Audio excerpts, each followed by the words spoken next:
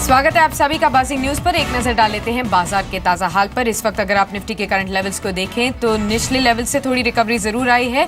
8631 पर अभी निफ्टी कर रहा है कामकाज। अभी भी 100 पॉइंट से ज्यादा की गिरावट देखने को मिल रही है। 1.25% अभी भी निफ्टी नीचे ही कामकाज कर रहा है। सिमिलर रुझान अगर आप देखेंगे तो सेंसेक्स में भी आपको नजर आएगा। आज 356 पॉइंट्स की गिरावट के साथ इस वक्त हो रहा है कामकाज। 27,936 के लेवल्स पर इनफैक्ट सेंसेक्स अभी कामकाज कर भी रहा है। कुछ प्रेशर पॉइंट्स जहां पर नजर आ रहे हैं, आप देखिए BHEL, ICICI बैंक और फार्मा, टाटा पावर और हिंडाल्को जैसे शेयर्स हैं जहां पर इस वक्त वीकनेस देखने को मिल रही है। लेकिन ये जो वीकनेस आई है, खास तौर पर आपको बता दें कि उरी हमले के बाद भारतीय सेना ने सबसे बड़ा एक्शन लिया है। पहली बार LOC आतंकियों पर सर्जिकल स्ट्राइक्स किए गए हैं।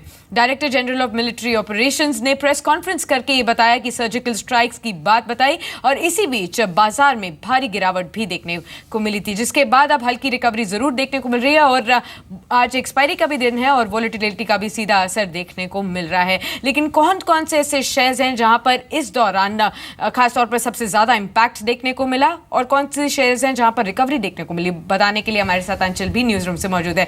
अंचल, बताइए। शुक्रिया साक्षी। देखिए, अगर आप देखें निफ्टी का चार्ट, आपको साफ पता चल जाएगा। जब प्रेस कॉन्फ्रेंस शुरू हुई, एकाएक गिरावट बढ़ती हुई दिखी और बाजार ने डेली लो को छू दिया। ऑलमोस्ट 200 पॉइंट, 180 150 पॉइंट तक की गिरावट निफ्टी में आती हुई दिखी। लेकिन वहां से जब वित्त मंत्रालय से बयान आए कि बाजार को डरने की जरूरत है, एक रिकवरी भी आती हुई दिखी। अच्छी चीज ये थी कि अब तक निफ्टी ने जो अपनी मार्केट कैप 1,10,000 लॉस की थी, उसमें से 49% रिकवर कर लिया है। अब बात करते जी अंचल जी, आपके पास दोबारा आएंगे अंचल। इसी बीच अगर अर्बन डेवलपमेंट मिनिस्टर की एक प्रेस कॉन्फ्रेंस हो रही है, उसके ऊपर भी जाएंगे। लेकिन इसी बीच आप देखिए रुपए के लेवल्स को, यहाँ पर भी थोड़ी रिकवरी आई है। लेकिन अगर आप देखेंगे आज भी हफ्ते के निचले स्तरों पर ही रुपया कामकाज कर रहा है। अंचल, बताइए जो आपकी बाकी शेयर्स है जहां पर इस वक्त एक्शन देखने को मिल रहा है। साक्षी, मैं कह रहा था रिकवरी बाजार में जरूर आती हुई देखिए। अब बात करिए, देखिए बजाज फिनसर्व शानदार शेयर रहा रिकवरी का। आप देखिए गिरावट आई जरूर, लेकिन इमीडिएटली रिकवर होता हुआ दिखा और मोर और लेस फ्लैटिश नोट पे आ गया। अभी भी गिरावट है, 3000 का शेयर है, 38 रुपए की गिरावट है, महज 1% के करीब की गिरावट है। ज्यादा चिंता की जरूरत नहीं।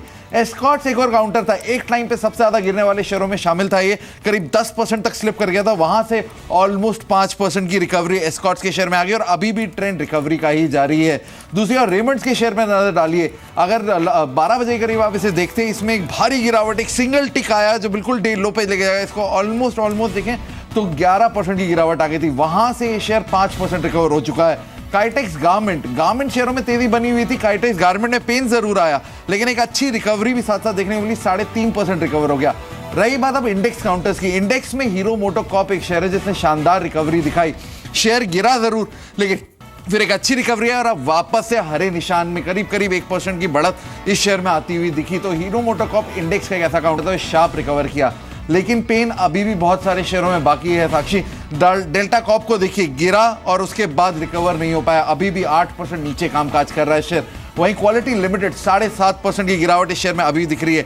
रिकवरी की कोशिश जरूर की थी, लेकिन उसके बाद वापस से एक मेजर रिकवरी नहीं दिखा पाया, अभी भी लोअर लेवल्स पे ही है। वहीं दूसरी ओर HCC सुबह से ही प्रेशर बना हुआ था, उसके बाद एक सडन फॉल आई और अब फिर से इसमें गिरावट का ट्रेंड बनता हुआ दिख रहा है। मार्क्स एंड फार्मा और बॉम्बे बनोया तो आखिरी शेयर देखिए। Marks and pharma sharp decline आया, एक शार्प रिकवरी की कोशिश, फिर वापस से स्लाइड किया और अब दिन के निचले स्तरों के आसपास है। और बॉम्बे बर्मा, चाय शेयरों में तेजी थी, लेकिन उसके बावजूद भी बॉम्बे बर्मा ने करीब अपनी रिकवरी का जो रिकवरी दिखाने की कोशिश की, उसमें सिर्फ 1% रह पाया और अब करीब 7% नीचे कामकाज कर रहा है। तो मौके अभी भी बाजार में है, पैनिक मत करिए, बहुत अपॉर्चुनिटीज है, वहां उन पे नजर रखिए। जी बिल्कुल, बहुत बहुत शुक्रिया अंचल बताने के लिए कि कौन कौन से ऐसे शेयर्स हैं जहां पर इस वक्त इंपैक्ट देखने को मिला। और जिस तरीके से अंचल ने बताया कि पैनिक की स्थिति नहीं है, रिकवरी जरूर आ रही है। इसी तरीके के बयान फाइनेंस मिनिस्ट्री सोर्सेज की तरफ से भी आए थे कि एक काफी सोचा समझा ये डिसीजन लिया गया था स्ट्राइक्स का, सर्जिकल स्ट्राइक्स का, लेकिन मार्केट्स के ऊपर उनको चिंता नहीं है। उनका मानना है कि मार्केट्स में रिकवरी आएगी। लेकिन बाजार के एक्सपर्ट्स क्या मानते हैं,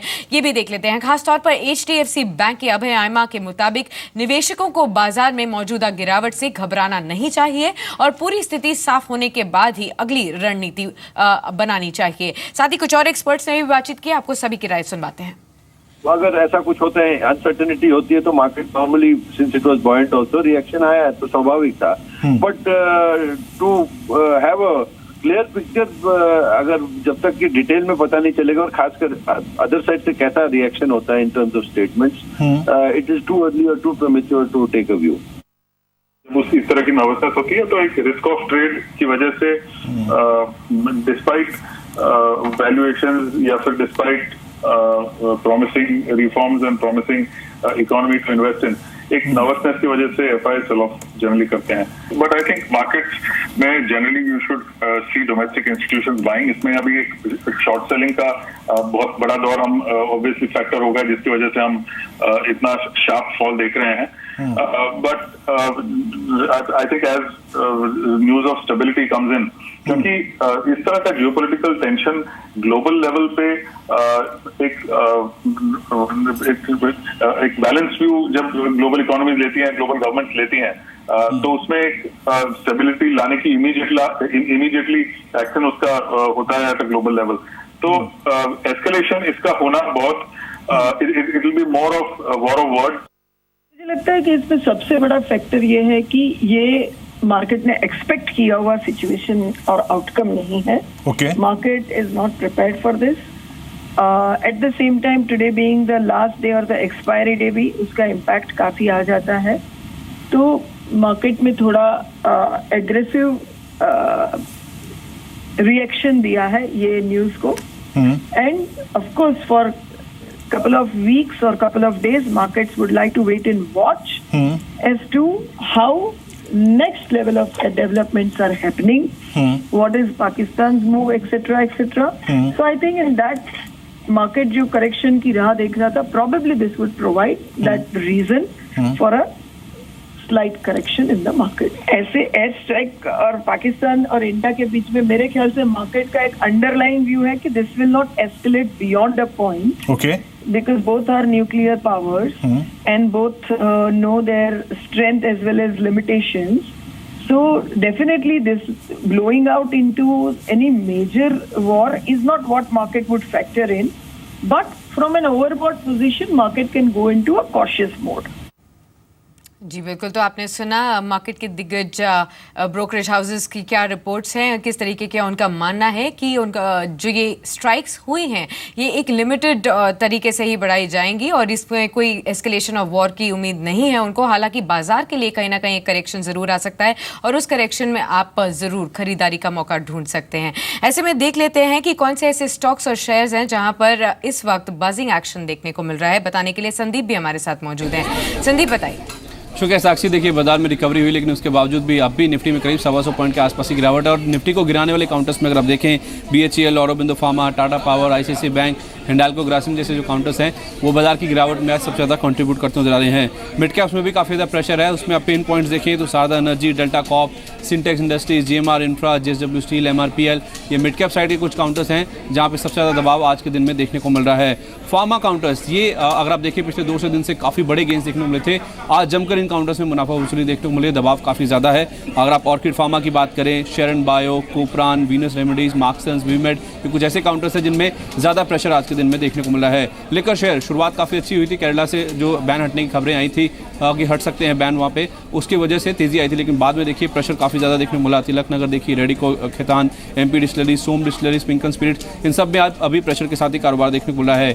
बैंकिंग शेयर्स में खासतौर पर जो PSU बैंक है 2 दिन में काफ़ी अच्छे गेंस आए थे. अब वहाँ पर भी कहीं ना कहीं जो मुनाफा वसूली है वो देखने को मिल रही है. IDBI bank, OBC, Indian Bank, Bank of India, Central Bank, इन सभी में आज देखिए अच्छा खासा प्रेशर देखने को मिला है. रियल्टी शेयर्स में भी 1 से 2 दिन में काफ़ी अच्छे गेंस बने थे. अब वहाँ पर मुनाफा वसूली हो रही है. DLF की बात कीजिए, SDL, India Bull Real Estate, Ashiana Housing, Anantraj, इन सभी में आज काफ़ी ज़्यादा दबाव देखने को मिला. और कंस्ट्रक्शन शेयर्स में NCC, HCC लेके जो बाकी शेयर्स हैं उनमें भी काफ़ी ज़्यादा दबाव आज के दिन में देखने को मिला है. एक और पैक की बात करें तो ADG एज अ पैक में देखिए जो 5 काउंटर्स हैं, Reliance infra, Reliance capital, Reliance power, defence और कम्युनिकेशन, इन सभी काउंटर्स में आज जमकर जो बिकवाली का दबाव है वो देखने को मिला है. लेकिन एक ऐसा पॉकेट जो कि बाजार के खराब प्रदर्शन में भी काफ़ी रिजिलियंट नजर आ रहा है वो है जूट बैग से कारोबार से जुड़ी कंपनी, क्योंकि माना जा रहा है कि सरकार इस सेक्टर को बड़ी राहत देने की तैयारी में है और 90% अनाज जो है वो जूट बैग में पैकेज करना अनिवार्य होगा. तो तीनों कंपनीज लुडलो जूट देखें, ग्लॉस्टर देखें, चायवेट देखें, इनमें अभी भी 6 से लेकर 17% तक के आपमूव देखने को मिले. और आखिर में MCX का एक काउंटर है जिसमें आज 12% तक के आपमूव हमने देखे थे. अब भी करीब 4 से 5% के आसपास की तेजी है, क्योंकि ऑप्शंस ट्रेडिंग को मंजूर किया गया कमोडिटी में, उसका एक फायदा देखने को मिल रहा है. करीब 18 ऐसी नई कमोडिटी हैं जो कि ऑप्शंस के लिए जोड़ी गई हैं, तो उसका फायदा आज MCX काउंटर में अब भी देखने को मिल रहा है कमजोर बाजार में भी. जी बिल्कुल, बहुत बहुत शुक्रिया. शुक्रिया संदीप बताने के लिए कौन से ऐसे सेक्टर्स और शेयर्स हैं जहां पर इस वक्त एक्शन देखने को मिल रहा है। लेकिन देख लेते हैं कि डेरिवेटिव स्पेस से क्या कुछ इंडिकेशंस मिल रहे हैं। रजत हमारे साथ जुड़ चुके हैं। रजत, आज सुबह जो भी आपके पास इंडिकेशंस थे या फिर जो भी एक्सपायरी की आपको उम्मीद थी, वो आंकड़े तो डेफिनेटली अब नहीं होंगे क्योंकि ये काफ़ी अनएक्सपेक्टेड प्रेस कॉन्फ्रेंस हुई जिसके बाद मार्केट का ये सब एक्शन हुआ है। अब आपके हिसाब से क्या कुछ इंडिकेशंस एक्सपेक्ट कर सकते हैं हम? साक्षी में सरप्राइजिंगली आपको ये बता दूं कि जो जी बिजनेस ने पोल किया था वो नेगेटिव साइड पे था और ज़्यादातर जानकार मान रहे थे कि 86-50 से 87-50 के दायरे के बीच में एक्सपायरी कटेगी और एकदम से बिकवाली हावी हो गई। जैसे ही जो आप प्रेस कॉन्फ्रेंस सामने की प्रेस कॉन्फ्रेंस बात कर रहे हैं उसके बाद से बिकवाली हावी हुई। इसके नीचे के लेवल भी देखे और 23% ब्रोकर्स वहाँ पर भी सही साबित हुए। 85-50 से 86-50 ये ब्रोकर्स मान रहे थे, तो कहीं ना कहीं नेगेटिव बायसेस से जो ट्रेडिंग थी वो पहले ही भांप ली थी ब्रोकर्स ने। ऊपरी स्तरों पर बिकवाली साफ तौर पर मार्केट्स पर रिफ्लेक्ट होती हुई नजर आई।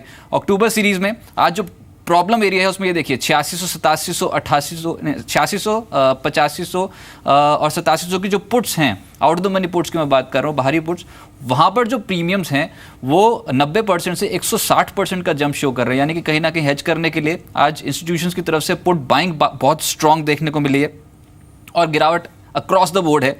विक्स तो वैसे भी 3 महीने के उच्चतम स्तर पे पहुंच गया। अभी 36% का इजाफा एक सिंगल डे में जब ऐसा होता है बाजार टूटता है तो बहुत नेगेटिव होता है मार्केट्स के लिए। बढ़ती वोलेटिलिटी के साथ बाजार टूट रहा है। Banking, pharma, realty, construction, capital goods, textiles across the board आज सेलिंग देखने को मिल रही है।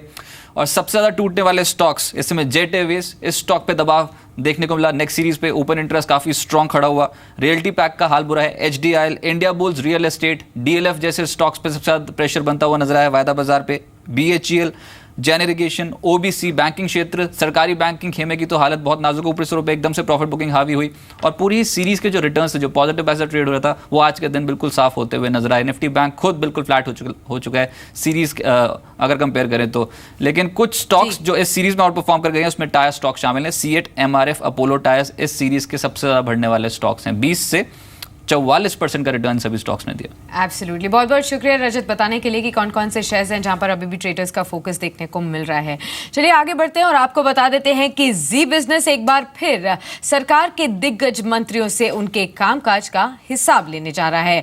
जी हां, आज शाम 6:30 बजे से मोदी सरकार के दिग्गज मंत्री जी बिजनेस के महामंच पर जुटेंगे और बात करेंगे देश के इंफ्रास्ट्रक्चर पर। अशोका होटल में इवेंट की तैयारियां किस तरीके से चल रही है बताने के लिए सीधा हमारे साथ मृत्युंजय जुड़ रहे हैं अशोका होटल से।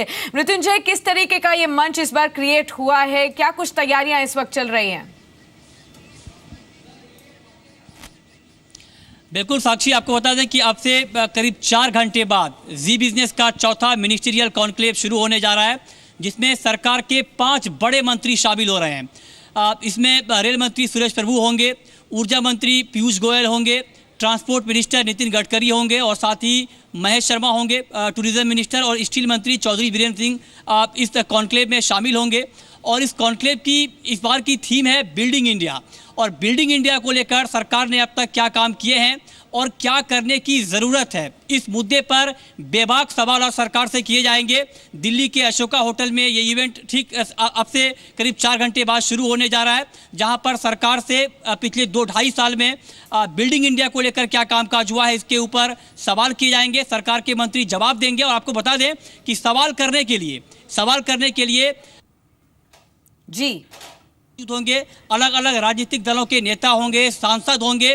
तो तैयारियां यहां पर चल रही है। जैसा कि आपको बता दूं कि यहां पर तैयारियां जोरों से चल रही है। दिल्ली के अशोका होटल में हमारे जो तमाम सहयोगी है यहाँ पर वो तैयारियों में जुटे हुए हैं। जैसा कि आप देख सकते हैं यहाँ पर इस समय मैं यहाँ अशोका होटल के हॉल से लगातार यहाँ पर आपको अपडेट दे रहा हूँ कि किस तरह की तैयारियां यहाँ पर चल रही हैं। और 4 घंटे बाद यहाँ पर मंत्रियों का जमावड़ा होगा और साथ साथ कॉर्पोरेट जगत के बड़े दिग्गज यहाँ पर मौजूद होंगे। जी बिल्कुल। मृत्युंजय, आपसे ये भी देखना चाहेंगे कि आपके पीछे जो एक बड़ा सा स्टेज बना है उसमें क्या कुछ खासियत है। मुझे काफी कुछ ग्राफिकली इंप्रूवमेंट्स दिख रहे हैं पिछले एडिशन के मुकाबले। अगर देखा जाए तो काफी बड़ा ये स्टेज बना हुआ नजर आ रहा है। और जिस तरीके से आप बोल रहे हैं कि 5 मंत्रियों का जमावड़ा यहां पर होने वाला है, कॉर्पोरेट दिग्गज और साथ ही मार्केट एनालिस्ट भी यहां पर मौजूद होंगे और बातचीत हर पहलू पर होगी कि किस तरीके से इकोनॉमी के लिए नेक्स्ट ड्राइवर ऑफ ग्रोथ निकल के आ सकता है और इंफ्रास्ट्रक्चर की क्या कुछ खास भूमिका रह सकती है। खास तौर पर मृत्युंजय, जब से ये मोदी सरकार आई है उसने इंफ्रास्ट्रक्चर पर काफी फोकस किया है,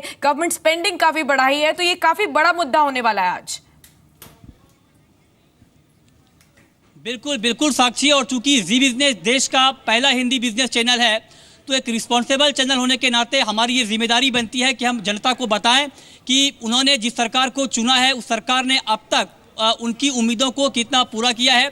और इसी को ध्यान में रखते हुए एक मेगा इवेंट आज यहाँ पर होने जा रहा है, जहाँ पर सरकार के मंत्री खुद बताएंगे कि पिछले 2-2.5 साल में बिल्डिंग इंडिया को लेकर क्या कामकाज हुआ है और क्या करने की ज़रूरत है। सरकार ने जो काम नहीं किए हैं उसके मुद्दे पर सरकार से भी सवाल किया जाएगा कि अब तक इस मुद्दे पर काम क्यों नहीं हुआ है। सरकार के मंत्री जवाब देंगे और कुछ बड़े सुझाव भी आएंगे। आपको बता दें कि कॉरपोरेट सेक्टर के बड़े दिग्गज चूंकि यहाँ पर मौजूद होंगे, इंफ्रास्ट्रक्चर के बड़े दिग्गज यहाँ पर मौजूद होंगे, तो वो सरकार से सवाल भी करेंगे कि अब तक इन एरियाज में काम क्यों नहीं हुआ है और उनके सुझाव क्या हैं। तो इन तमाम मुद्दों पर बातचीत होगी, काफ़ी गंभीर चर्चा यहाँ पर होने की उम्मीद है।